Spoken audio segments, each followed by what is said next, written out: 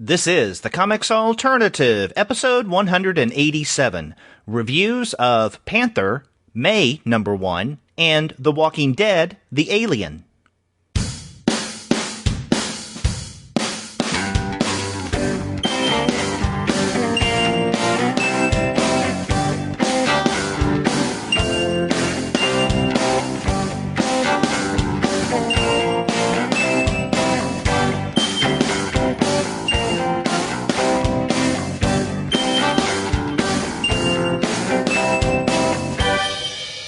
Hello and welcome to another episode of the Comics Alternative. I'm Derek.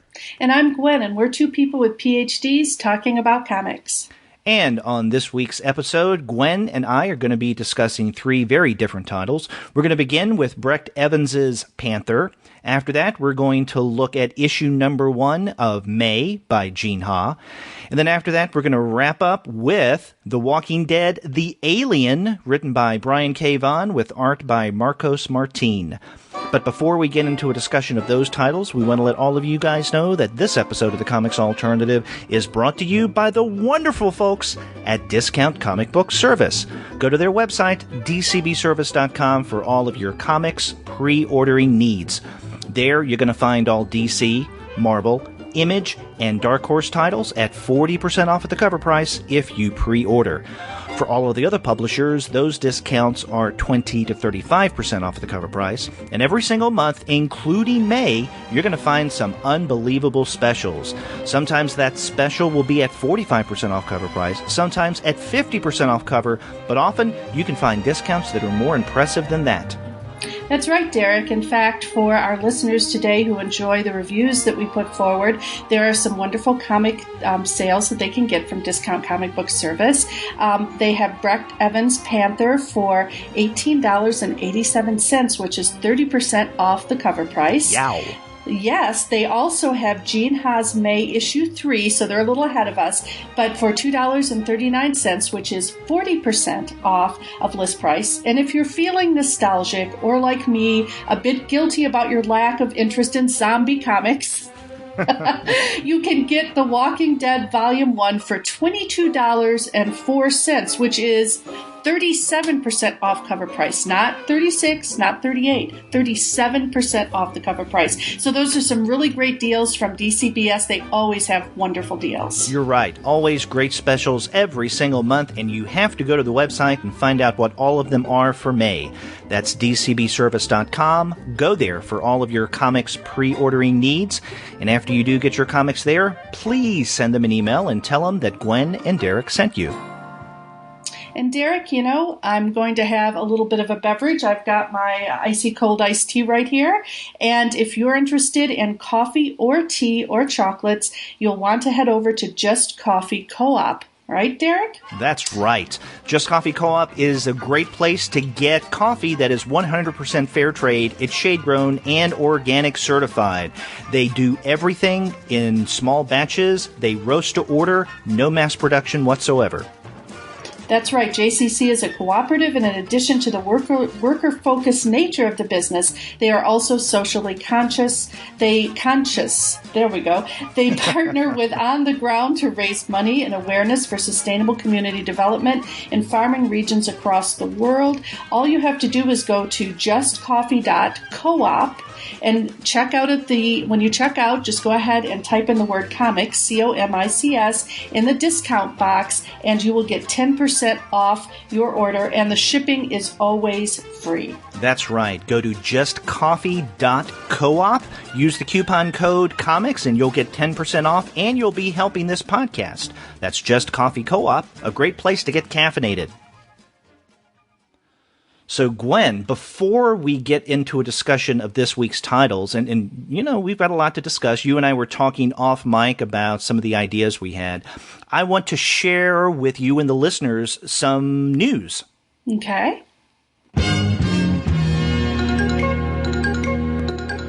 first and foremost, I want to announce that the Comics Alternative is now available on Google Play Music. If you remember last month, Gwen, or maybe it was back in late March, we became available on Spotify, which is great because there are a lot of people who use Spotify.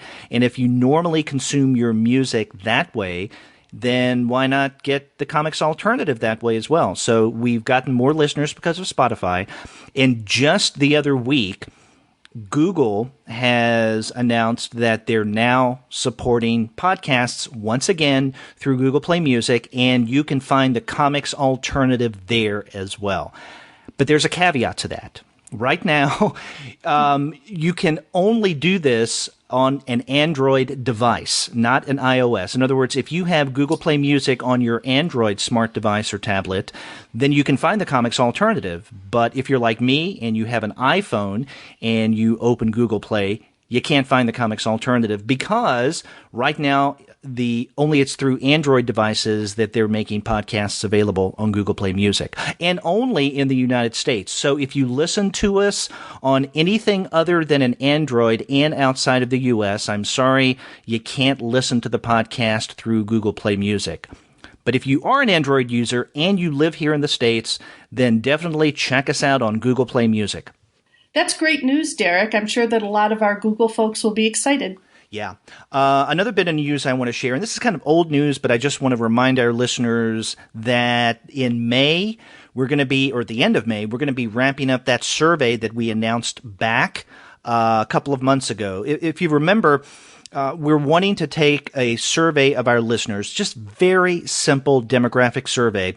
If you go to survey.libsyn.com/comics alternative, that's survey.libsyn, LIBSYN.com/comics alternative, you'll see a very quick and easy survey. There's only 6 questions.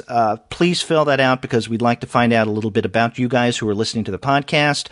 And as we have announced in the past, if you give us your email address, which you don't have to, but if you do include your email address, you will be entered into a drawing to receive an official Comics Alternative t-shirt when we get them printed up later this year.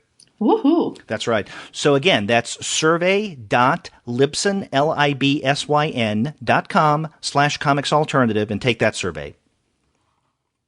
And then one other bit of news, but actually this is a listener response more than it is, I guess news. We get a lot of response from listeners, sometimes via email, sometimes through Facebook or Twitter. And if it's substantive response, in other words, if it's more than just a thumbs up or really like you guys or something like that, many times we will share that information on the air. Well, we got a response from someone who listens to the podcast through our YouTube channel. And this is the first time we've gotten a substantive response through YouTube. And actually, this is more on the critical than the positive side, but that's okay because, we're not thin-skinned. We're not like certain people running for president currently, and we can take it, and we even take, criticisms, if they're fair, to heart. And this is someone, I don't know if his name is Chuck Bukowski, but on YouTube his account is Bukowski Chuck. It's just one word. And he was responding to the interview we did last week with Chester Brown, which is fun. It was a great interview. And he listened to it on YouTube and he responded underneath, "Good God, you have longer sponsor crap than NPR. Give it a frickin' rest. You interviewers clearly have PhDs, aka long-winded with no idea how to interview others.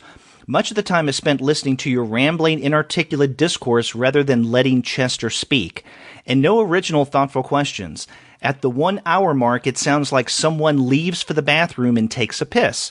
What is your sponsor actually paying for? Do you think getting an interview room away from the toilet is that hard? Bah."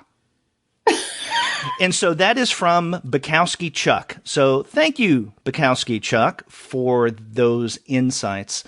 I actually did respond to him about the NPR stuff and said, well, technically speaking, NPR doesn't have sponsors. Plus, NPR is a corporation with a lot of funding avenues and opportunities and resources behind them. We're a small DIY podcast, and spending a few minutes, and it's no more than about 3 or 4 minutes with our sponsors, that's probably not asking too much in terms of sponsor things. But anyway, he says, you might try he responded to my response. He said, you might try spicing it up and rambling less. So I guess two guys with PhDs, or two people with PhDs talking about comics, it's a foregone conclusion that whenever we talk, it's rambling. Yeah. So, he did have a point, though, not with the whole sponsor bit, because a lot of podcasts I have heard much more sponsor time than what we devote.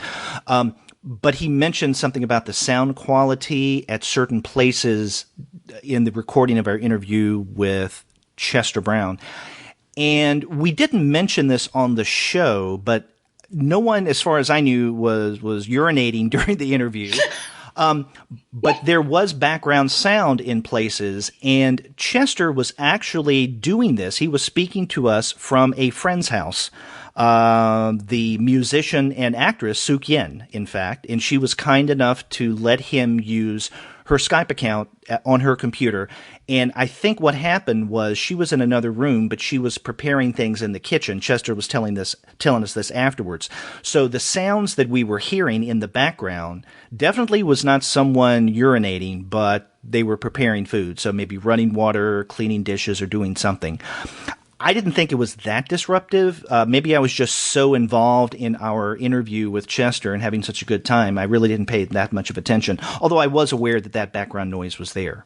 Mm-hmm. Well, you and I always talk about our concerns about our respective dogs joining the podcast unintentionally. But for the most part, I think we tend to keep everything pretty clear. So, yeah. So, even though it was on the critical side, I want to thank Bukowski Chuck on YouTube for chiming in and letting us know about some of the sound issues with that interview, and also his feelings about sponsorship and comparing us to NPR. Well, I'm actually kind of pleased to be compared to NPR, so I'll take it.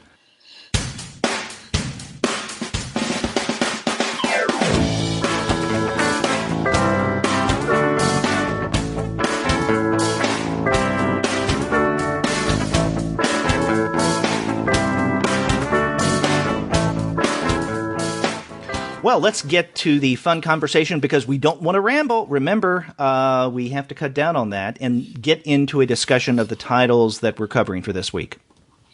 Yeah, boy, what an amazing first graphic novel we're going to talk about today, Derek. Yeah, and this is Brecht Evans's Panther. This is coming out, or I think it came out late last month from Drawn and Quarterly. Now, have you read any Brecht Evans in the past? I've looked at his comics before in the sense of browsed through them because they're absolutely beautiful. He's a very talented graphic artist, but I hadn't actually read anything by him before, and I'm glad that I have now. He, just real briefly for our listeners to know as well, this is actually a translation from the Dutch. He's a Belgian comics creator. He studied at the Lucas School of Arts in Ghent, and this comic actually came out last year in the sort of Franco-Belgian comics market, and now we're getting it from Drawn and Quarterly. I just want to also really mention quickly, Derek, give credit to Michelle Hutchinson and Laura Watkinson, who were the translators of this particular edition that we have, and that's a really important point because while this is a very image-heavy graphic novel, the images and the text work extremely well together, and there were only a couple of places where there were sayings or ideas that were very particular to the part of the world from which Evans hails. But other than, and I actually had to look up one Dutch saying. Maybe we can talk about that a little bit later. But there was a saying that they simply transcribed directly that I had never heard of before. But I did internet research and found out it's a very common Dutch aphorism. So anyway, but yeah, no, I hadn't really. How about you? Had you read his earlier stuff? Yeah, I was familiar with his first two books translated and published through Drawn and Quarterly. The Wrong Place, which I think originally was published in Flemish in 2009, but I think it came out in the U.S. and Canada, it being drawn in quarterly, in 2010, if I'm not mistaken. And then the book after that, The Making of, originally was published in 2011, and then drawn in quarterly came out with an edition, a translation, that following year. And I'm very glad that you mentioned the translators, Watkinson and Hutchison, because, I'll admit, on the Comics Alternative, we've done in the past a poor job of mentioning translators when we actually do discuss translations. And that's something that has been on my mind more over the past few months for various reasons. And so, yes, definitely great job from Laura Watkinson and Michelle Hutchison for the work that they've done in translating Panther. Also, we should mention that the translation of this book was funded through the Flemish Literature Fund. Great. Yes. Now let's get into the nitty-gritty of Panther. And given your background, Gwen, in children's and young reader literature, I'm curious how you would describe and define Panther. Well, if you begin reading this book with the idea that it's a children's book, that reading holds up for about the first maybe 5 to 10 pages. Because initially you're focused on a young protagonist. She's experienced the anxiety of loss for the first, or as we learn later, second time in her life. And initially her responses are the sort of response that you would expect from a young kid, going up to her room, crying, feeling isolated and unhappy. But even the illustrations at that point are relatively straightforward. But as you start to move through the text, it becomes much more complicated.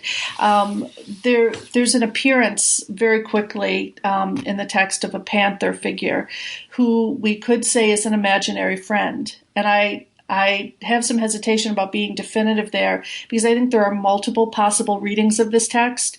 That's the one that has appeared in all of the blurbs about the text. What I will say is this. I would say that it's a book about children, not a book for children. And if it were a book for children, it would be a super honest book because the reality is most children's literature is relatively conservative in terms of its portrayal of the inner lives of children.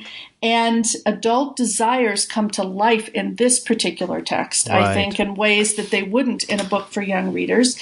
In some ways, it's almost as if you take the sort of incredible honesty present in a book like Maurice Sendak's Where the Wild Things Are, where Max's move into sort of dreamland, where he works out his anxiety over, an argument with his mom, becomes sort of this inner landscape that's monstrous, but ultimately tamed by Max. So, even though Syndax enjoys exploring that world of the child's psyche, in the end, he brings the child back home. And that's very typical in children's lit. That's not the case in this text. In this text, we explore a child's psyche, but we do not necessarily go back home. And so it's an extremely, I think, extremely deep, extremely moving sort of portrait of a young girl who is clearly working through a lot of anxiety about loss and about maturation. But there's another way that you can interpret this text, which is a text that is really discussing the steps that a pedophile might take in order to entice a child to engage in sexual activity. That reading is possible. And so it's one of those texts that's not only beautiful to look at, it's not only multi-layered and complex, but it doesn't leave you with a definitive understanding. So you have to then be willing to accept a number of alternative possible interpretations for the text, which I actually found to be a very profound and powerful experience. How about you? What did you think? Exactly. I think that about everything you said really makes sense to me, and I was feeling the same way. Now, you mentioned that this book, Panther, ends in kind of an ambiguous manner. In other words, there's no neatly tied up end. And well, first and foremost, I tend to privilege those kind of endings, but I think that that's also part of Evans's style, because if you go through and read The Making of and The Wrong Place, you're going to find similar endings. Another thing about his style that I think we should point out, and this will lead me into or back to that discussion point that I brought up, this as possible children's literature, is that Evans's style is paneled without the physical panels itself. And you can see this is the case not only in Panther, but in his previous books that have been translated into English. So you will find a sequential action across a page, or sometimes across pages, but he will not separate them with lined panels in ways that I guess are reminiscent of Will Eisner and what that he has done, or what he did in the past with his panelless or borderless panels. Now that leads me back to this point of this possibly being a book for younger readers. I think you're reading from a PDF, correct? That's correct. And see, I got my hard copy in time for us, and I got it through Discount Comic Book Service. And I got it in time for us to discuss it today. The book is, and I don't know if you can tell this from the PDF, but it's an oblong shape, and it's different from the other books in terms of its size and shape that Drawn and Quarterly has put out. And it does have that kind of longer feel of a children's book, a picture book. Yeah, I saw pictures of it online, and I was thinking that it has the dimensions of a very typical picture book. Right. Yeah. And I'm wondering if that was a conscious decision on Evans's part. I'm not certain. But for me, though, now you said that it didn't feel like a children's book after the first 5 pages. For me, it felt like it could potentially be a book for younger readers, not necessarily a picture book, but maybe some kind of hybrid. For the first third. And then after that first third, things start to turn, at first questionable, but then dark. Mm-hmm. And I want us to talk a bit about that darkness. But I agree with you. This is a book definitely about children, but not for children. And there's something about Evans's art that I think could easily mislead someone into thinking, along with the dimension size and size of the book, that this is something that you could place in the children's book or picture book section of a library or a bookshop. You definitely don't want to do that because there's a number of things going on here, rather complex, ambiguous, and disturbing things that are going on in this book. So I think you put your finger on this in that when you mentioned the reference to pedophilia, that's definitely there in this book.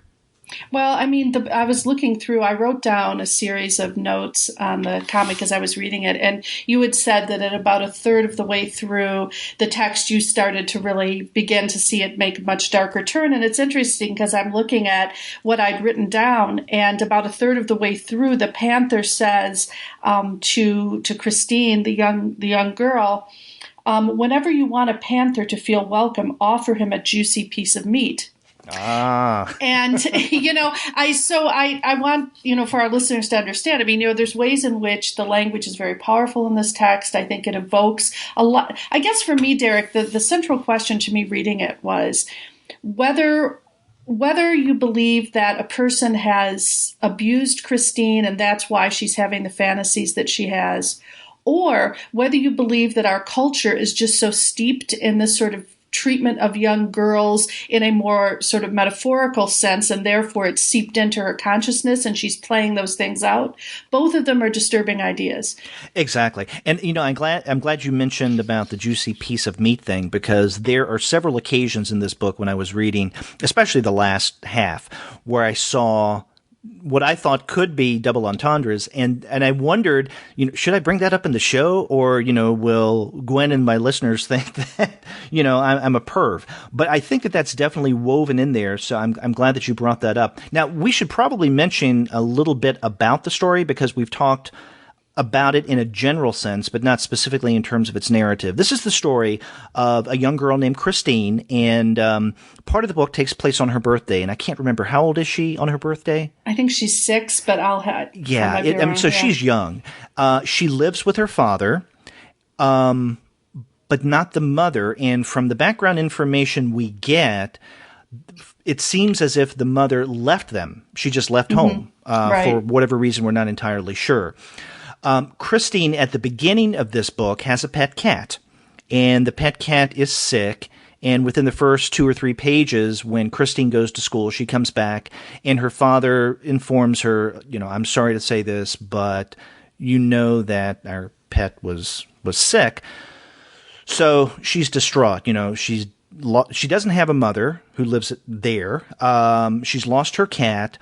And so during this vulnerable time, a panther materializes out of her dresser. And I love the way that Brecht Evans illustrates the materialization of the panther, because the panther, in fact, the look of the panther changes not only from page to page, but from panel to panel many times. Correct. Yeah. But however Evans represents or draws the panther, he's defined by his spots.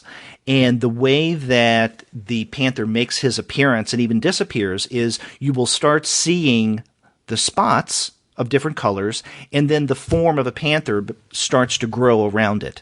And then when he leaves, sometimes you'll see that the outline or the form of the panther will be disappearing, and all that's left is a series of colored spots. And I absolutely love the way that Evans handles that entrance and exit of the titular character. Mm-hmm.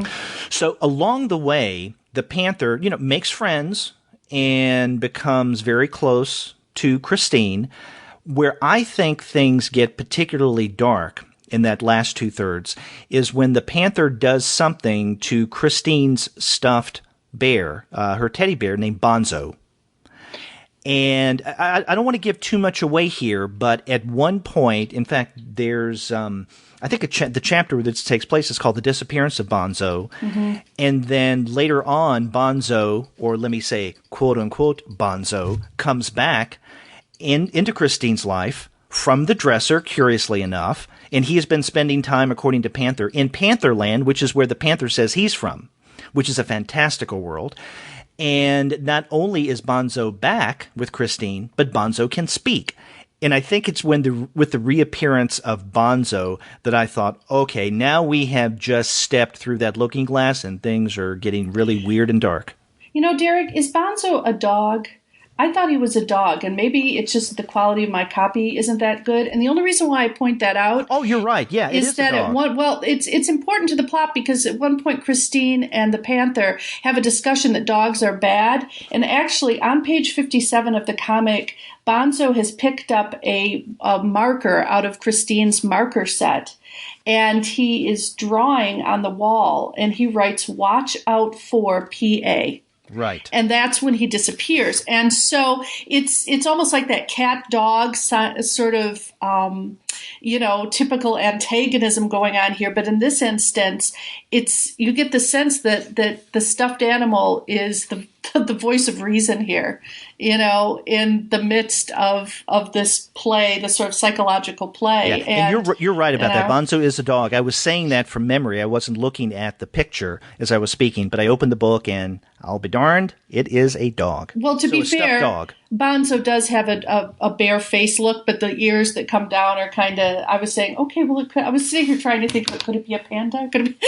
But I think it's a dog. And I think that, you're right, Derek. I mean, that what happens to Bonzo, things really, when Bonzo comes back, he is not the same. Yeah. It's clear that he has gone through a change. So. Yeah. And there's one point where, and this is, I think, when things get its darkest, when Panther comes back, and of course he comes through the dresser, the bottom drawer of Christine's dresser, and with him he brings several friends, and they're going to have a party because it's Christine's birthday. And so with Panther is Bonzo. There is, what's the chicken called? It's a chicken with a hole in its neck. I can't remember what its name is. I think it's the chicken with a hole in the neck. Yeah, and then there's a monkey who is Mr. The monkey's called Little Monkey, and the chicken's called Little Chicken. And then there's an animated bucket called Mr. Bucket, and there's also Giraffe. So all of these creatures come out. And, in a children's book, these could be quite cute characters. An animated bucket, a little monkey, a giraffe, a chicken. What could go wrong there, right? Well, a lot, because at this party, well, first off, there's Little Chicken who has a hole in its neck and speaks from that hole in its neck. And at one point, Christine asks Panther, well, why is there a hole in the chicken's neck? And as with almost every question that Christine has, Panther comes up with this fantastical and elaborate answer that, again, in a children's book, could be quite entertaining and innocent enough, fun even. But within the context of everything that goes on in Panther, you have to ask yourself, what's really going on here? You know, a chicken with a hole or something like a cut on or in its neck, okay? And with Little Monkey, smoke. At first, I didn't know if it was smoke until Panther said it's smoke, is coming out of the monkey's ears because he smokes a lot of cigars. Now, we never see Little Monkey smoking a cigar, but we see the smoke continuing to come out of his two ears. And so at one point, Panther takes corks from the liquor that they bring to this birthday party. Okay, so how screwed up is that? They take, or the wine, I don't know if it's liquor or wine, but it's boxes with XXX, or bottles with XXX on them. And they stick the cork, or Panther sticks the corks in Little Monkey's ear. And then Giraffe, and this is where maybe some of the double entendre comes back in, is tall, of course, like a giraffe, and it almost looks like a stuffed giraffe or a giraffe animal that any kid would have. But according to Bonzo, when you stroke the giraffe, it takes different shapes. Yeah.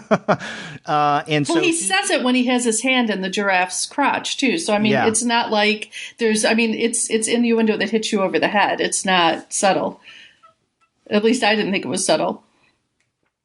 Yeah, it's funny. I guess I didn't notice that Bonzo had his hand near the monkey's or the giraffe's crotch at the time when he said that. But okay, it makes even more of the case. But there's just a lot of things that go on at this birthday party that are strange and get really unusually weird and dark. And the way that Bonzo speaks, at times he wants things or he says things to Christine. And again, you could read this in an innocent way, but within the context of everything that goes on in this book, especially the end, you can really take it different ways, in quite disturbing ways. And without us giving too much away, how shall we put this? Something does happen to Christine in the very end or toward the very end of this book that does suggest a violation, possible pedophilia, however we choose to frame it. But there's something really, really bad going on. Mm-hmm. And, the only time that Christine says that she's happy, this is a subtle detail, but I think it's interesting. She's being driven home by apparently another parent, and there's a bunch of kids in the car, and they're asking her how she's doing, and she says, I'm happy. But if you look at the street scene where she's saying that, I'm actually moving back to that now. See, this is the problem when you don't have an actual book in your hand. It's on page 99 for me. And she says, yes, I'm happy. But you see that they're driving past sex shops, and the triple X is actually in the sign on the sex shop. Women's bodies are on display, and the way that Christine's body will be on display by the end of the text. Right. So that was what I was saying when I said, how much of it is something that has actually happened to Christine? How much of it is her simply processing the world around her, and that very difficult transition that young women make when they realize that moving from being a girl to being a woman often means also having to take on all of this baggage that society assigns to, or negative baggage that society assigns to women. And this is even more interesting to me because I think that there's a lot of intertextuality going on here.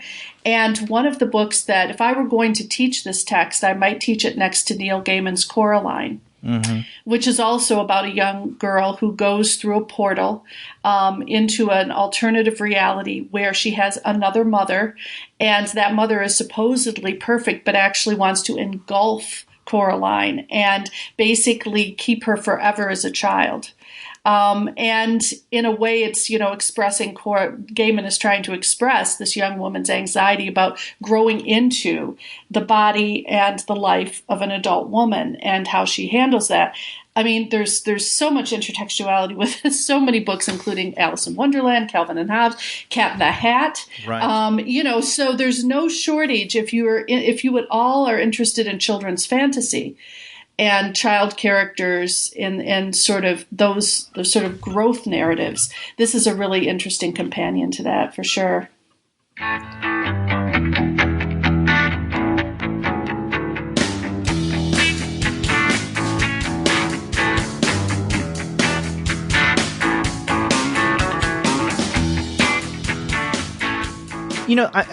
It's interesting that you pointed to that scene about, I don't know, I guess it's about 2/3 the way into the book, when Christine is coming home and she's driving with another parent through the city, and she makes that comment about being happy.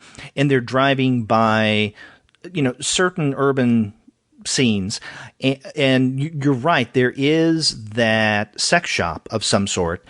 And, originally I noticed that, but I didn't think too much about it because in the context of that 2-page spread, there are other parts of the city that are innocent enough. For instance, they pass a shop where they can get snacks and kebab. In fact, the snack and kebab is outside. The words are outside the shop.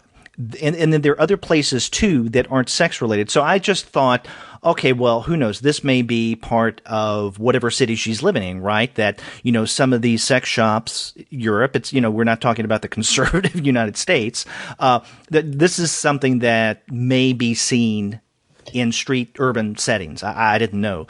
But within the context of what you and I have been discussing, you're right. I should have made more of that. Well, think about the placement too, because on the actual spread itself, the sex shop, the big poster with the woman whose head is absent, but the rest of her body is there, practically naked, etc., is all in the center of that spread. I mean, your eyes go to it first, and right next to it, even though there's the graffiti with the word Tupac, right? Which is, again, you're right. There's some things about it that are very typical of European urban towns, etc.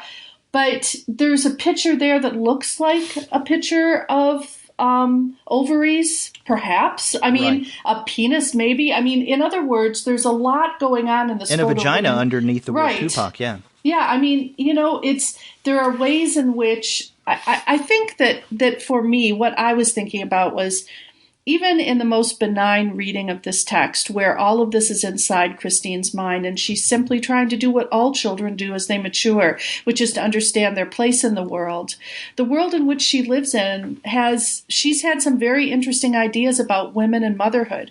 Her mother didn't just leave. Her mother left and said, if I stay here, I'll kill myself. Mm-hmm.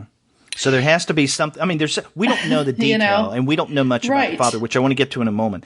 But this is interesting, and this comes back to something that every now and again we will mention or contextualize on the Comics Alternative, and that is the way that readings can differ depending on the platform from which you consume the comic. Right. Now, you're looking at this on a PDF, and you just made the comment that on that spread of the city scene, the sex shop is in the middle.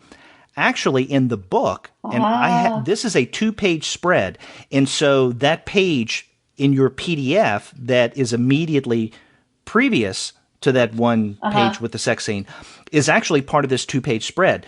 And so that being the case, the sex shop is to the right, and because of that, I didn't give it as much centrality as you did. I mean, I still think that you're right, that there's something going on here, and there's some suggestions and clues that Evans is setting out.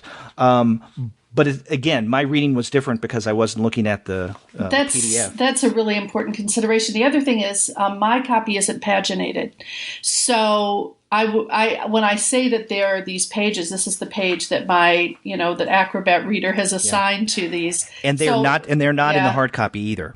Yeah. And so that makes it, I was wondering about that. I assumed that would be the case. But at any rate, yeah, you're right. I mean, then it actually doesn't center it. It's decentered. But I will say that if the previous page is lighter and it's that conversation, this part is much darker and much more red. So your eyes are drawn to that at least very centrally. It's interesting, too, because even the women who are walking down the street, there's one woman, he has this tendency to do something that Bastion Vives does as well in his comics, which is to sometimes distort the faces of people by having parts of them simply be erased by a black splotch. And there's a woman walking down the street whose breasts are accentuated, but her face is practically, it's almost like she's wearing a hood over the bottom part of her face, or you know what I mean? In other words, it's your eyes go immediately to her breasts, not to her face. And then when you try to make sense of what's going on, you finally see the rest of her body and her face, etc.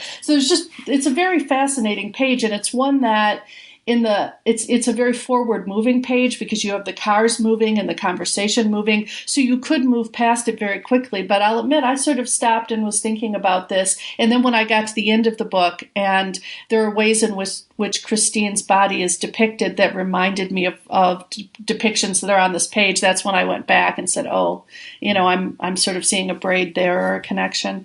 Yeah. You mentioned the movement on this 2-page spread, and that's one of the things I find not only in this book, but also in Brecht Evans's other books that I've read, The Making of and The Wrong Place. And he many times will do this with a 2-page spread where he has a character or characters who are going from one place to another, or one character is leading another character someplace. Mm-hmm. And he will show movement by drawing the characters in separate places along the path. Now, you know that they are not multiple instances or clones of these characters, but we see them at different points of time. And he does something similar there, and I think it's an interesting way to represent movement. Another thing about his style that we really haven't discussed much, but it gets to what you were saying in describing that one woman whose face was at least partly distorted and you were looking at her breast. Much of Evans's art reminds me of something you would find, let's say, in early 20th century modernism. Mm-hmm. And we should mention that he works in watercolors here. Mm-hmm. And so there's something, not in every case, but in many instances where he will represent a figure. And it could be, more times than not, a human, but it could also be some of these fantastical creatures or stuffed animals that do have, I don't want to say a cubist, but that have some, it just strikes me as not being completely dissimilar to what we will see in various styles of what's loosely described as modernism in art. Mm-hmm. And in fact, there are points early on when it's clear that Evans wants us to see that he's perfectly capable of creating a highly realistically drawn animal. And yet then he deviates from it in hundreds of different ways. I mean, I think that if you tried to catalog the different guises that the Panther appears in this text, you would find almost that many. And so it's clear that I think Evans is having a lot of playfulness as part of sort of his mission in this text. But things seem to sort of move back and forth between playfulness and horror. Exactly. But, the ever-changing Panther is one of the things I love best about this book.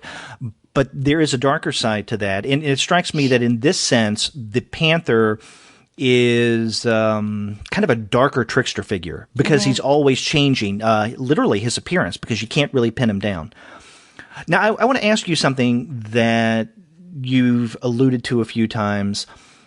The father, okay? Now, I'd mentioned that as a premise for Panther, Christine is living alone with her father. The mother is left, and as you pointed out, the mother said, if I stay, I'm going to kill myself, and so she leaves. What is it about the father?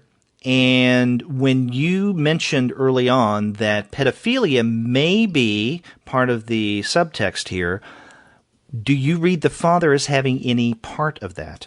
Well, I think that that's one possible interpretation. I mean, even if you look at the very first instance in which the father appears, which he actually, in the first instance, he's in the kitchen washing up dishes, but this would be on my page. Sorry, just a second. It's hard when you're not dealing with pageant. Okay, it's on my page 12, when Christine has come home and she's asking where her cat is, and her dad's trying to gently explain to her that the cat was in pain and, that they did what they could. But there's a picture of him, and I don't know if you noticed this in the bottom panel, Derek, but his hand is reaching out towards Christine, apparently to comfort her. The panel is sort of focalized through her, so we're looking at the father as Christine would be looking at him. And look at his hand. compared to his other hand, which is resting on the table, the hand that's reaching out towards Christine is bloated. The fingers look almost phallic.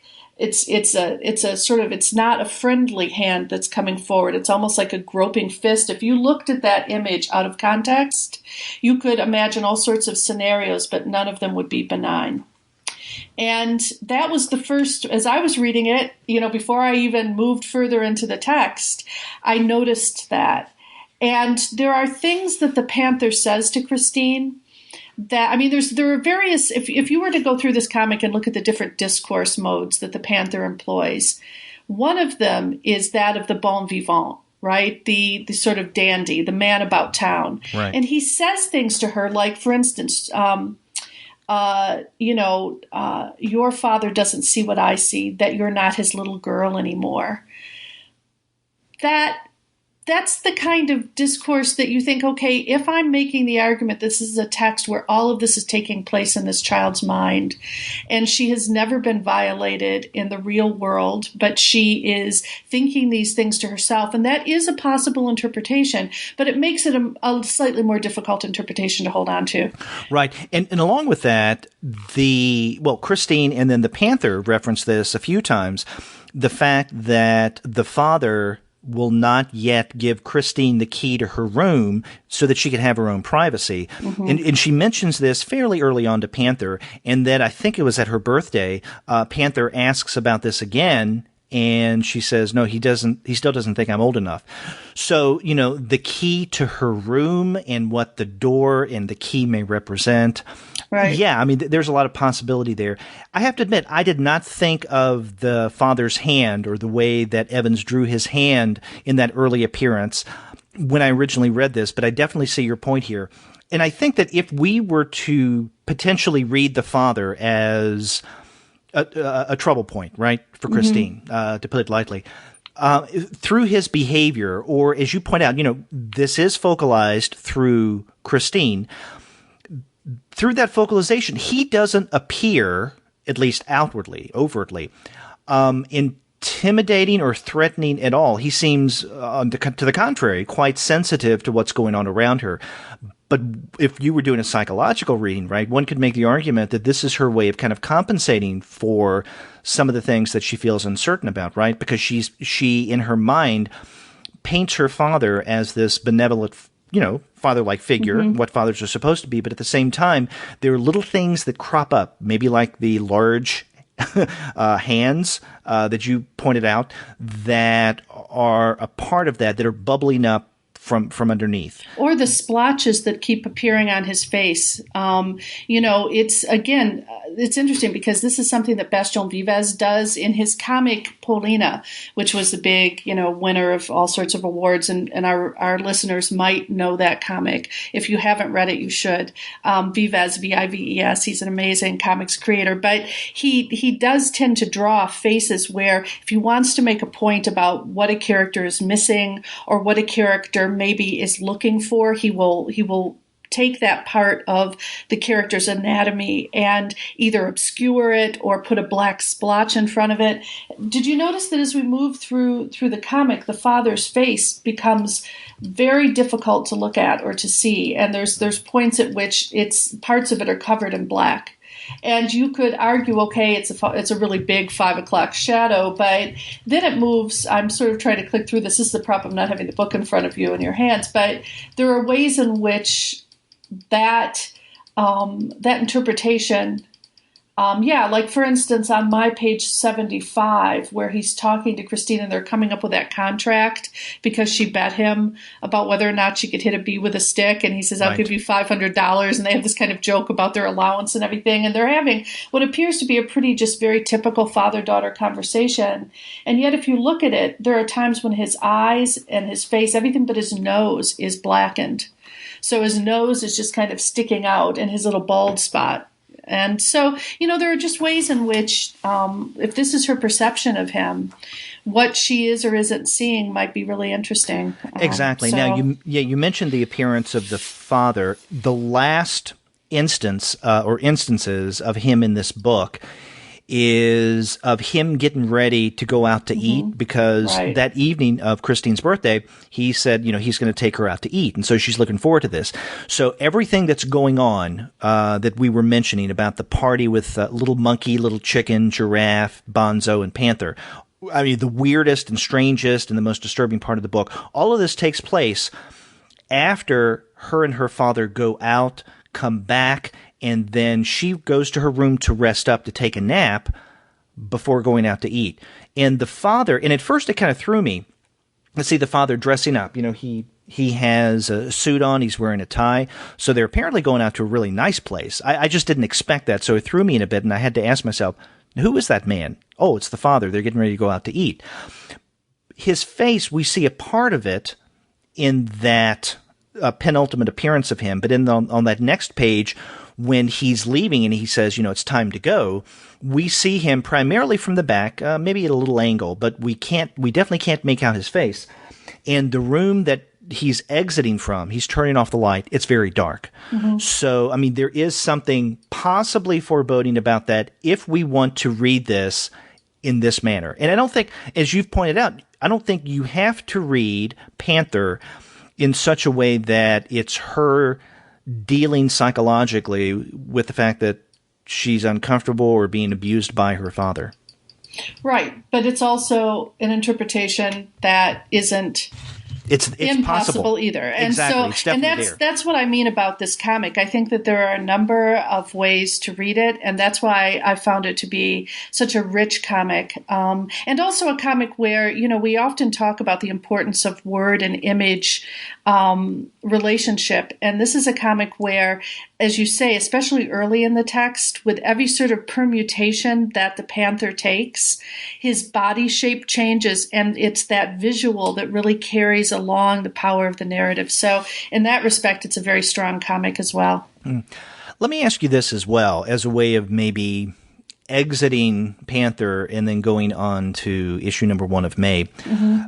In your PDF, do you have, as the final 2 images, a very colorful, crowded, almost chaotic representation of Pantherland? Yes, I do. Okay, good. I'm glad that that's there. And the reason I'm asking is because in the book, that's a 2-page spread that actually folds out, and it is attached to the end paper of the book. And so if you weren't careful, for instance, if you didn't realize that you can fold out a 2-page spread from the inside back, I think you could easily overlook this. But basically what we have is that leading up to this is a black and white image of the Panther as he is what looks like going into the bottom drawer of Christine's dresser. And then if you open up that 2-page spread, what you see on the other side of that dresser is Pantherland. And that's probably one of the artistically, I guess, the most brilliant part of this book. I mean, all of it I love, art, story, everything. But this 2-page spread is just beautiful to look at. And it's a finer kind of art, very different from what you find in much of the book. And it also is a representation of the many things that Panther was describing to Christine about Pantherland. Right. About the rides and the king and the queen, and about how he's the crown prince and all of that. So all the little bits of information that Panther is revealing to Christine about this land that he's from is right there in that 2-page fold out. It's a truly beautiful comic, and it's a very emotional read. I don't think it's possible to walk away from this and not feel, deeply moved by it. I highly recommend it. Yes, definitely. Check out Brecht Evans's Panther.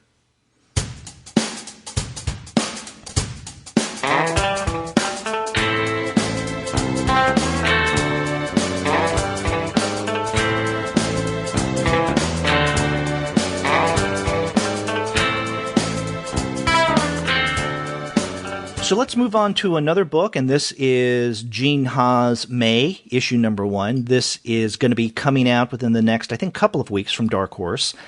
And you wanted to discuss this after Panther for very real and clever reasons. I try to be clever whenever possible, but it usually doesn't work. But in this instance, both of the texts involve a portal. a movement from one world into another. And it's obviously a very common fantasy trope, but in this particular instance, it's handled a little bit differently.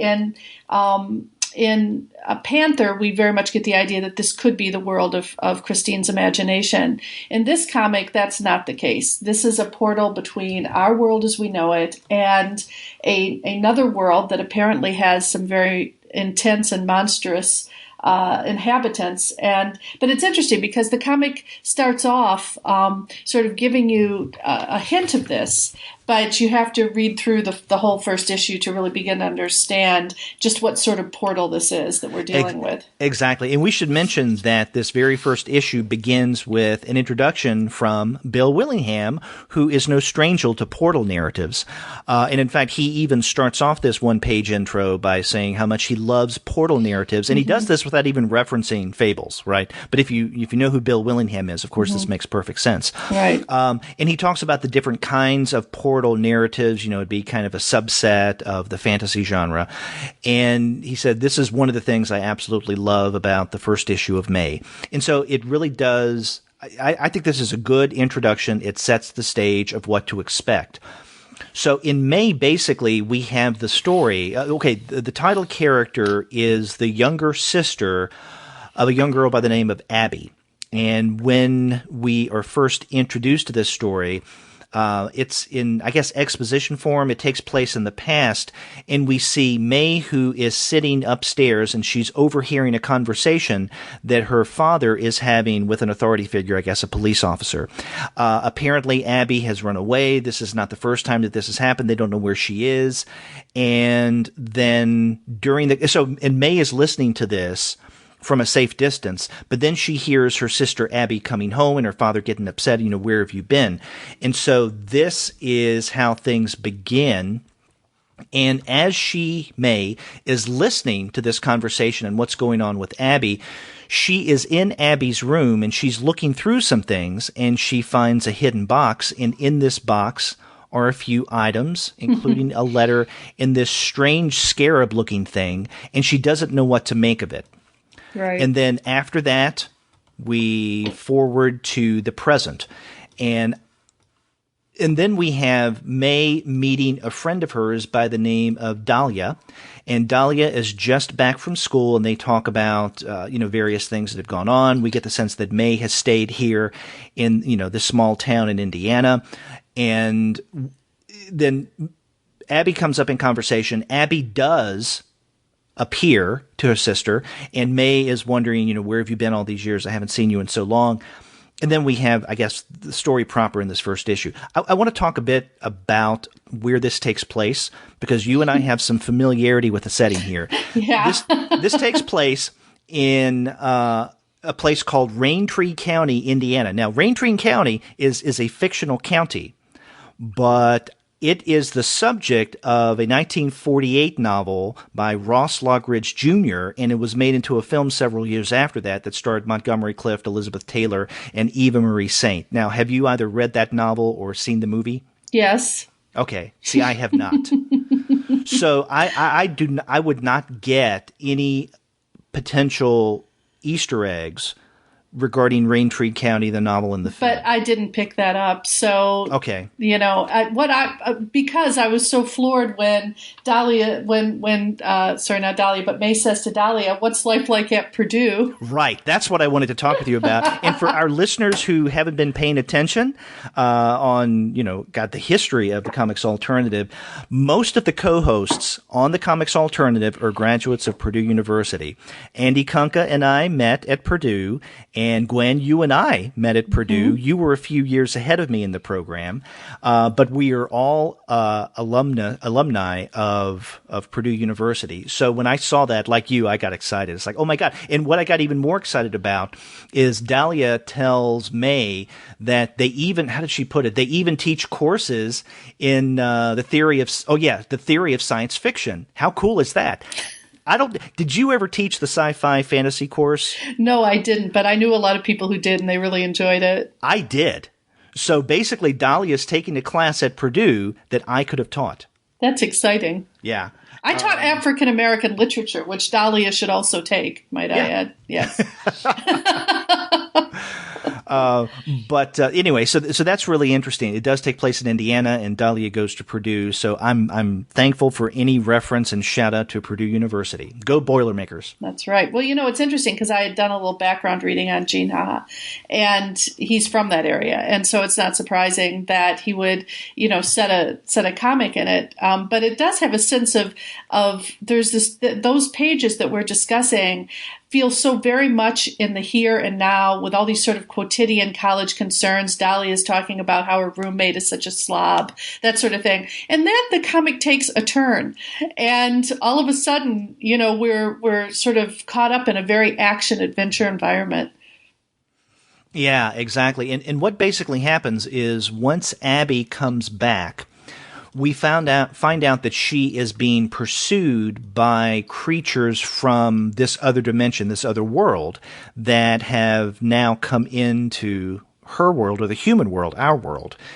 And they're kind of freaky-looking creatures. And we get a look at both of them that have come into the human world, but one in particular, it looks like kind of a dog, bear, cat, weird creature. It has these long teeth. It's short, and it's wearing a hoodie, it looks like. Mm-hmm. And so it keeps itself hidden much of the time. It could use a pedicure as well. Exactly. And probably a toothbrush. Yeah. But, another thing that I think Ha does really well in this first issue is he's setting up potential story that he can use the series to fill out, and not only as it relates to Abby's time in this other dimension or other land, whatever it might be. But there's something about some of the members of this small town. They have it out for Abby, because in fact, when May and Dahlia exit the bar that they're meeting in, two people, a man and a woman, come out and they start yelling at May, where's your sister? We've got a message for her. And they're really angry. We don't know why. We don't know what she's done. Later on, we see these guys again. So Abby's doing something to piss some people off. But again, we don't know what that is. For me, a successful first issue of a new series, or even of a miniseries, is going to do two things. Primarily, it's going to give you enough information to where by the time you put that first issue down, you don't feel that you missed something, right? Mm-hmm. I mean, it's going to continue the story, but you have enough to feel satisfied. So that's one thing. But the other thing that it should do is to set the stage for what's to come. And those two, which may sound incompatible, are actually quite compatible. They go hand in hand. Mm-hmm. Now, there are a lot of number one issues that I've read where it definitely sets the stage for what's to come, but there's so many holes and gaps that feel uncomfortable to me in that initial first issue setup that I'm not satisfied with that first issue. I do not get that feel from the first issue of May. Right, I don't either. I think you're absolutely right. It's very tightly drawn, plotted, and what things that are added give you enough, I think, understanding of context. I mean, it's extremely clear that Abby is a decent person. She loves her sister, and she's in some trouble. And now, I'm interested to read the next, issue, because I want to know, okay, what specifically is this trouble, and where is it going to take us? Right, exactly. Now, let me ask, are you familiar with other Gene Ha work? Only insofar as I've looked at top 10 a little bit, and that's something that he did with Alan Moore, right? And so, I read a couple issues of that back, I think, when did it come out? Like around early 2000s, I think. So yeah, I mean, right. I was familiar. And that also, he has a really awesome name, and he he has a way of drawing his last name, which is really funny. And so with an exclamation point. With an exclamation point. So it's sort of like Jeb, only in this case, it's really cool. Yeah. And so he'd been on my radar, and I like his style actually. And so I was aware of him, but I hadn't heard about this. I guess this is a comic that started on Kickstarter and then was picked up and by Dark Horse. So, I'm really excited to read more of it. Yeah, me too. Like you, I was primarily familiar with the work of Gene Ha with top 10. But I've read some of his other stuff, and he's primarily done work with the mainstream Marvel, but especially DC. I know, but he's done work not only with single issues, but also stories that are a collection of a variety of different artists, like, for instance, Fairest and All the Land, and things of that sort. So I love his work. I like, when I've read him in Starman or in Shade, his art. Bill Willingham points out that he thought that May was Gene Ha's first attempt at writing, but it's actually not. But I think this is Gene Ha's, from what I can gather, his first attempt at illustrating and writing a non-mainstream title. There's something I really want to mention as a small detail, but I think it's an important one, and maybe it will underscore everything that you've been saying up to this point about Gene. And that is, he creates two characters here, right? He's got May, who's the protagonist, who's 18 years old and has been living at home, has missed her sister, but has clearly had a pretty blah life so far. You get the sense that there's not a lot in fact, she herself says there's not a lot of excitement there. And then you have her sister reemerge, and it's clear that her sister has been very active, has had not only an exciting life, but perhaps a very complicated and difficult life. They're not that different in age, and yet the way that he draws them, they have definite visual similarities as sisters, but Abby has this air about her. She's drawn in such a way that you see that she has lived with an underline, and that May really has not yet had that kind of experience. And there's a real subtlety to the way that he draws them, and it underscores that fact that when we move into that portal world, it's going to be a place that's really going to challenge May. It's going to harden her to a certain extent, but it's also going to provide her with some excitement. And it's just a very subtle point that's put across by the illustration, but I thought that was really effective. Oh, yeah. And it's interesting in that I think the way, maybe this gets to what you were just saying, Gwen, the way that Gene Ha represents the differences visually between the sisters and their differences in experience especially comes down to something very simple, but it's so simple that I think it's easy to overlook it. What I mean by that is, with May, what gives her this look of innocence, tenderness, and reservedness, I think, the fact that she has long hair and she wears glasses, in contrast to her sister Abby, who does not wear glasses, who has short cropped hair. And of course, their clothing's quite different as well. And I think much of that is a function of where Abby has been. But there's something about the visuals of Abby that just says adventure, or she's been different places. Whereas May, and we find out she hasn't even gone off to college. She remains in this small town in order to help out her father with the business, because it's the business that has to pay for his medical bills. So he has some health problems. We don't know exactly what they are yet in much detail. So she has had to stay on the farm, so to speak, in order to take care of the family and the family business. And I think that visually, that sense of being left behind, of being innocent, and not having seen much of the world is shown by the way that, she doesn't stand out. Right. From, let's say, any of the other, I guess you could get the townspeople, the females that we see, even her friend Dahlia. And also the fact that she has glasses does make her more, at least initially, of a homebody. Mm-hmm. Right. Yeah. Yeah, this is a great title, and I'm glad that we paired it with Panther, because, as you point out, both of these are portal narratives. Yes, and I'm a big fan of those, so yay.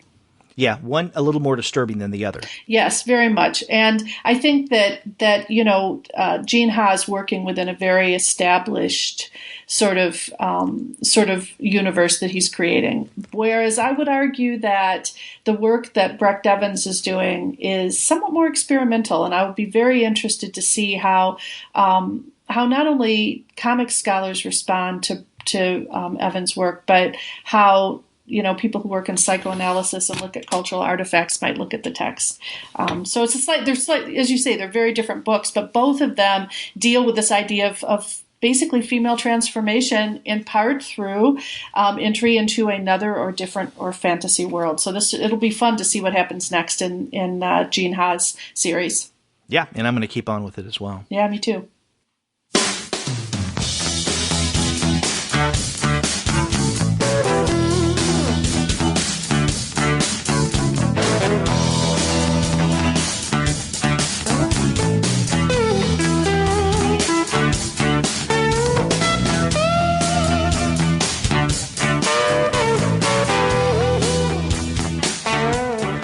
Well, Gwen, before we get to the last title, let's remind our listeners that one of our sponsors for this episode is Just Coffee Co-op. It's a great place to get coffee, tea, and chocolates. If you go to their website, which is justcoffee.coop, that's one word, just coffee, and then .coop, put all the coffee, tea, and chocolates in your shopping cart that it can hold, and it can hold a lot. But before you check out, make sure you use our coupon code COMICS, COMICS. That'll give you 10% off of your order. So definitely check out those guys. Okay, now we get to the last title, and this is a rather important moment in comics alternative history. We have never discussed, outside of maybe a passing comment here or there, The Walking Dead. Really? On the Comics Alternative, yes. And I remember fairly early on when Kanka and I began the podcast, and we were asking listeners and friends of ours, to recommend titles that we could look at.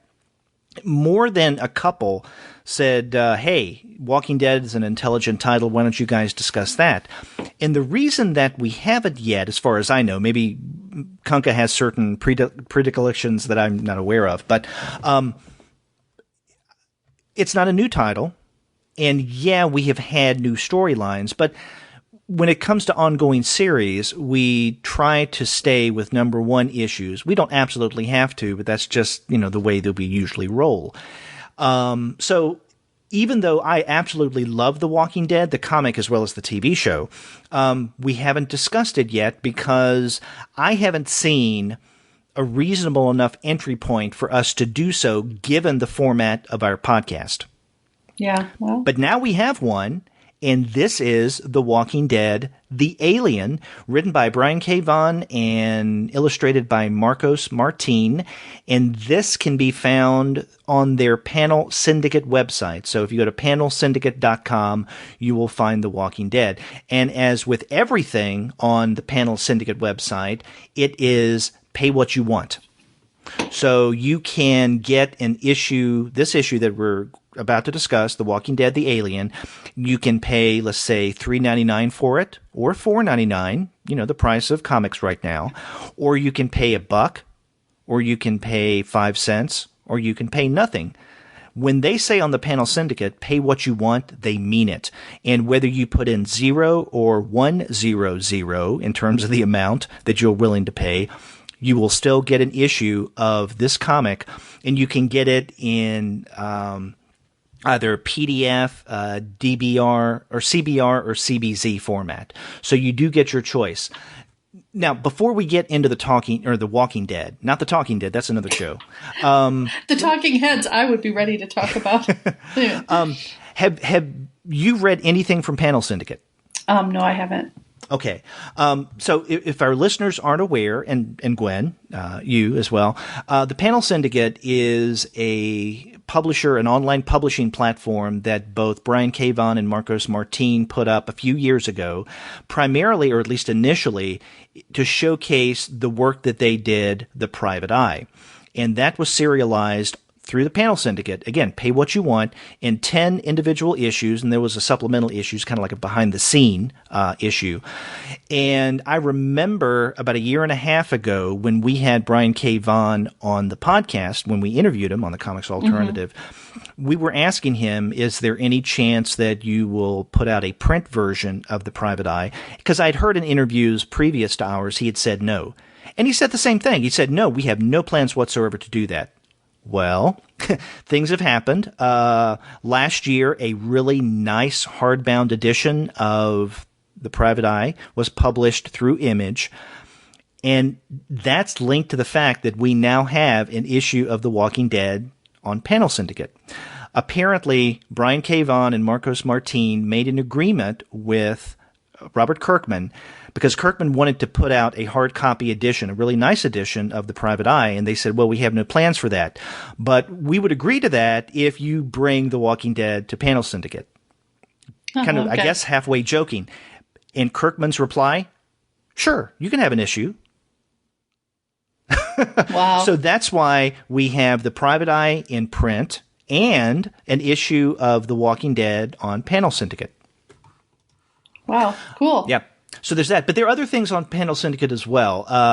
Another one I think that is really worth reading is Albert Monte's Universe, and I can't remember how many issues of that is out. 3, maybe 4 have come out. And then Brian K. Vaughan and Marcos Martin have a new series that they started I think early this year. It's called Barrier. And in fact, we reviewed issue number 1 on the podcast early this year. So, it's slowly growing, but we are finding an interesting collection of titles on Panel Syndicate. Cool. Yeah. So now, The Walking Dead. One of the ways I want to frame our discussion of this issue, The Walking Dead, which is subtitled The Alien, is about our different experiences, Gwen, in coming to The Walking Dead. So tell us, what is yours? Well, okay. I really have never had an affinity for or interest in zombie literature. And I will simply say that this is part of a larger sort of taste preference thing for me of preferring nonfiction, documentary, history in general for my pleasure reading. That said, I have read volume 1 of The Walking Dead because one of my students back in 2014 wanted to write on it, and a good professor that I was, I agreed to read it. And it has my choosing not to continue to read it or to watch the TV show has nothing to do with the amazing quality of it. It has to do with my aversion to this particular kind of violence, which I just find super creepy.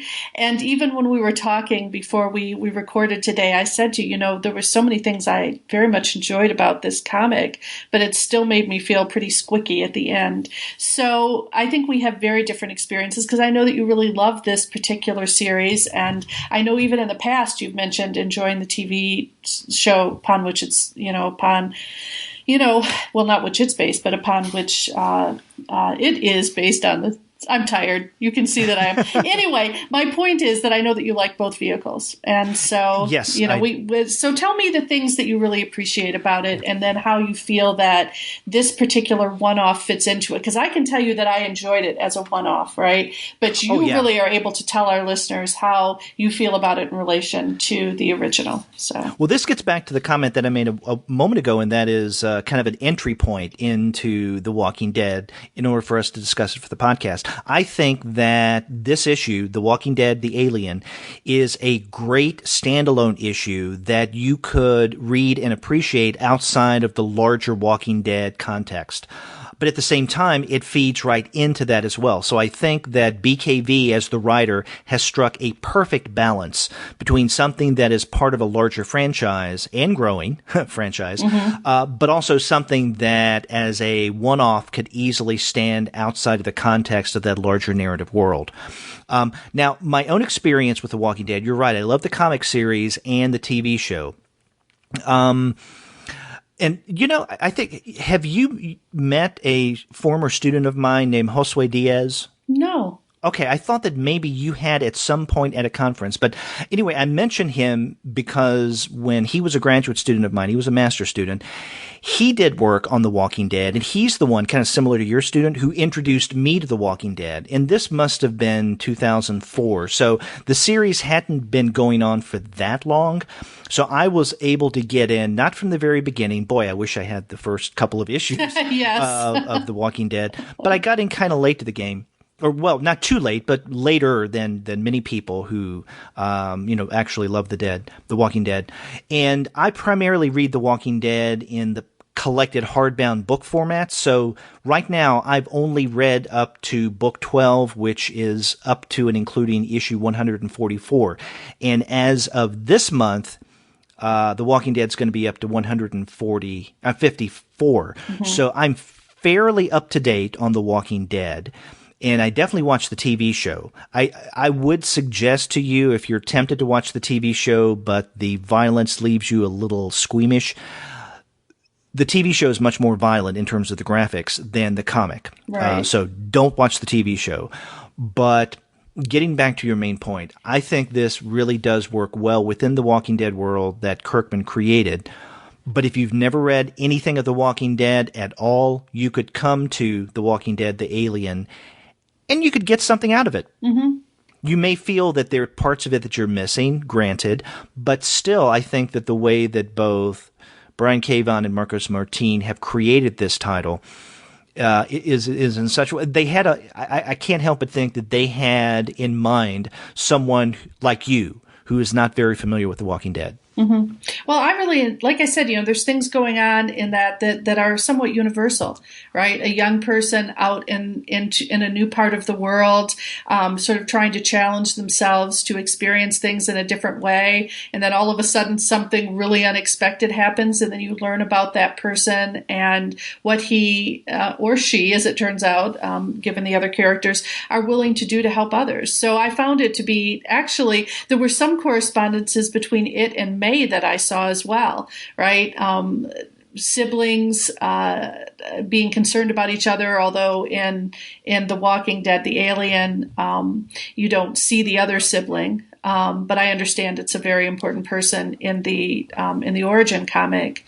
Right. But also just this idea of who are you going to help, who are you going to defend, where do you draw the line? And that comes up in this comic. I mean, it brings up some in a very, I would say, economic way, really brings up a lot of interesting ethical ideas. Yeah.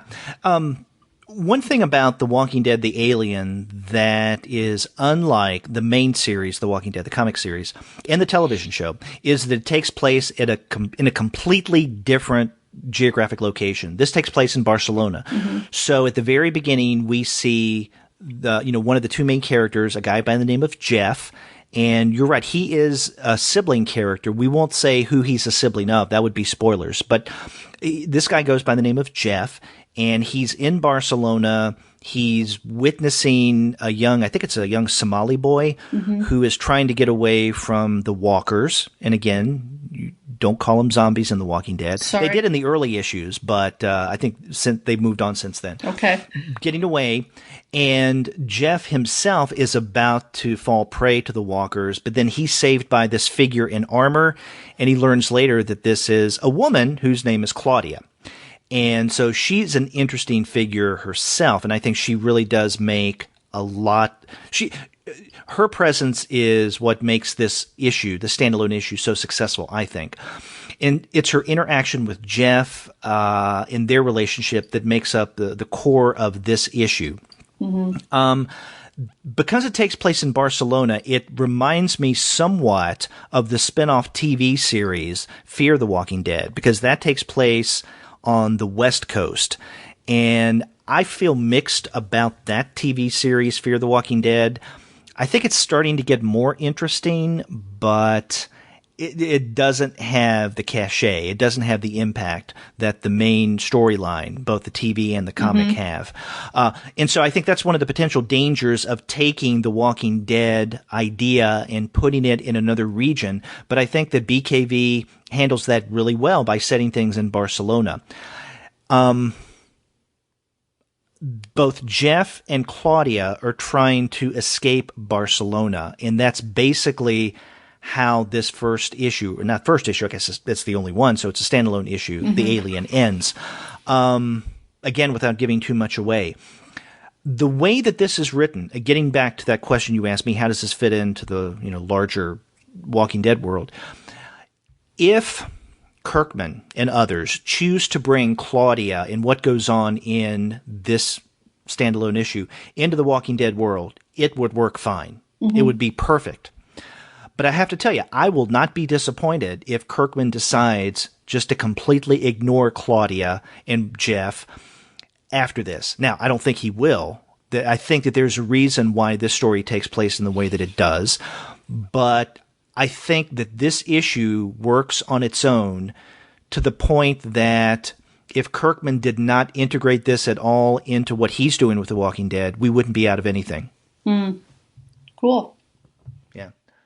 So now, you said a second ago that part of the reason that you don't read The Walking Dead and you don't like zombie narratives as a whole is the violence, especially the graphic aspect. Let me ask you about Martin's art in The Walking Dead. Do you find that a little too gratuitous in terms of the violence? No, actually, I was surprised. I really didn't. And it's, This is ironic because I have an article coming out in 3 months on violence in the clear line style. So it's not that I dislike violence per se. It's that there's something about the whole, what you call the walkers or the zombies, that idea of sort of mass hysteria, which I find very disturbing. And so maybe that's why I've always avoided this kind of literature. But if you look at the way that things are drawn, I don't feel it's gratuitous at all. And in fact, what I really was impressed by was the quality of not just sort of the quote unquote fight scenes, etc., but the interiors in the comic as well. For instance, at one point we're inside an apartment and there's such detail that puts it directly in Barcelona with the beautiful tile floors and the balcony and the way that very often there's double shutters and windows in Spain. So it has that verisimilitude to a specific location that I'm familiar with and like. So I actually felt that far from that it was a fully realized world that felt very believable to me. And when violence occurred, it didn't seem gratuitous. I agree, and I couldn't agree with you more in terms of how Martine deals with the violence. There are those moments in this comic, and there are about 2 or 3 spots where the action can get rather bloody and a little graphic, but I definitely don't think that Martine goes over the top. In other words, he doesn't luxuriate in one of the aspects that I think draws a lot of readers to The Walking Dead especially the TV series, and that is the grossness, right? You know, right. when someone his head is bashed in, you get to see the brains and everything just oozing out. Or when they're beheaded, right? You get to see all the gore and gunk. At this point, I don't know if it's blood. It's just ooze that is coming out because they've been dead for so long. But it can get really gross. And I don't think that in any way Martine exaggerates that. But I also agree with you in that what stands out to me and what I remember most about this issue is those nonviolent scenes. You know, when we see Jeff and Claudia talking, when we see them looking out and getting to know one another, you know, looking at the landscape, things of that sort. I mean, it's beautiful art. Another thing to point out about Martine's art is that it's black and white. Now, why is this significant? Well, if you know The Walking Dead is a black and white comic. Now, I mean, there have been a couple of issues where it's been colorized, but it's a black and white comic. Another reason why this is significant is that this is the only thing on Panel Syndicate that is not in color. Everything else, both the Vaughan Martine creations and universe, are color comics. Mm-hmm. This is in black and white. And so they're writing and illustrating within the context of The Walking Dead, with this exception. The blood. And not just blood throughout this comic, but in one significant part of the story that we will not give away where there is blood involved. And the way that Martine handles this, it's the only color, the red, and it's a bright, stark red. I mean, it's what you would expect in comics blood. And it definitely stands out, and it's a powerful way of ending this first issue. And in fact, blood literally ends this issue. It closes out the story on the very last page. Yeah. So I love the way that they handle the art here, not only in terms of the color, but in adopting the black and white format that we see in The Walking Dead proper. Mm-hmm.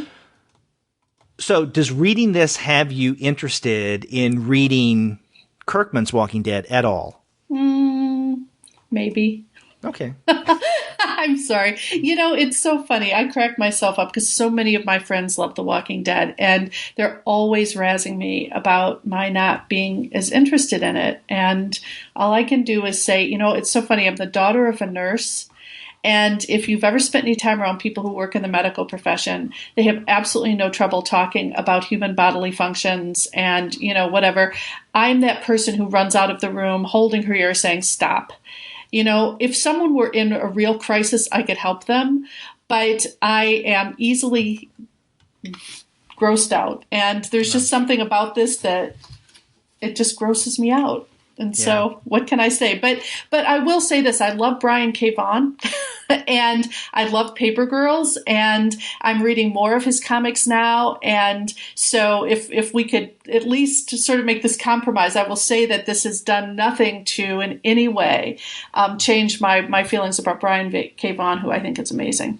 Yeah. So yeah. And this is a good story with great art. Yeah, absolutely. And like you said, you could come to it without having read The Walking Dead, and you could understand the context almost immediately. And there's plenty that goes on in this one shot that is really worth reading. So I enjoyed it.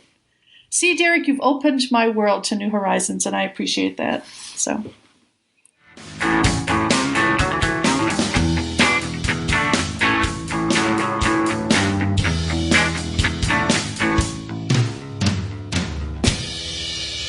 And, we've had a lot of horizons opened on this episode. We started off with Brecht Evans's Panther. Really interesting text. And then after that, we looked at another portal narrative, Gene Ha's first issue of May from Dark Horse. And then we wrapped up with The Walking Dead, The Alien, written by Brian K. Vaughan and illustrated by Marcos Martin. So 3 very different books, but as we've mentioned throughout the episode, kind of connected in somewhat subtle, sometimes not so subtle ways. Absolutely. It's been a lot of fun talking about these, Derek. They have. It has been. And if you want to find great books like this, then you can check out the website of one of our sponsors for this episode, and that is Discount Comic Book Service. Go to dcbservice.com, and as Gwen pointed out at the top of the show, you can find these and other titles at great discounts. So that's dcbservice.com. And after you do get your comics there, get in touch with us and let us know what you think about this episode. If you go to the website, comicsalternative.com, you'll find that you can leave us a voice message easily enough through SpeakPipe. Or you can call us the old-fashioned way. Our phone number is 415-3-COMICS. That's 415-326-6427. If you want to email us, you can email us at 2guys@comicsalternative.com, or you can get in touch with us individually. I'm at Gwen at comicsalternative.com. And Derek, how can folks reach you? Derek at comicsalternative.com, as you might expect. You can find us all over the social media sphere, such as Twitter, Facebook, Tumblr, Instagram, Google+, Goodreads, Pinterest, and YouTube. And, on YouTube, you can leave us a message just as Burkowski Chuck has. You can be critical of us. That's fine. We appreciate hearing from you. You can subscribe to the podcast through iTunes. You can stream us on Stitcher. You can also find us on TuneIn. And now you can also find us on both Spotify and, if you're an Android user, Google Play Music. But you can find every single one of our episodes, as well as the reviews and the comics-related commentary that we post on our blog. And that's by going to the website comicsalternative.com. Well, until next time, Derek, I'm Gwen. And I'm Derek. We'll see you guys later. Bye-bye.